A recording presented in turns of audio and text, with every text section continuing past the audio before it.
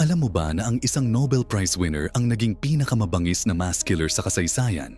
Fritz Haber, henyo sa chemistry, gumawa ng chemical weapons na pumatay sa milyon-milyong tao. Noong World War I, personal niyang pinagmamasdan ang mga sundalo habang namamatay sa kanyang chlorine gas.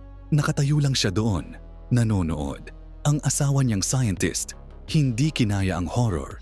Binaril niya ang sarili gamit ang service pistol ni Haber. Pero hindi tumigil si Fritz. Gumawa pa siya ng Zyklon A. Ito ang naging Zyklon B na ginamit ng mga Nazi sa gas chambers.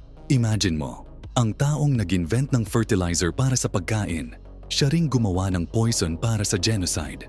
Ang mga kamay na nag-save ng millions sa pamamagitan ng agriculture, sila ring pumatay ng millions sa pamamagitan ng chemical warfare. Si Haber ay namatay noong 1934. Hindi niya nakita kung paano ginagamit ang kanyang invention sa Holocaust. Pero ang legacy niya, nakatayo pa rin sa mga gas chambers ng Auschwitz. Minsan, ang pinakamatalino ay siyang pinakamadelikado.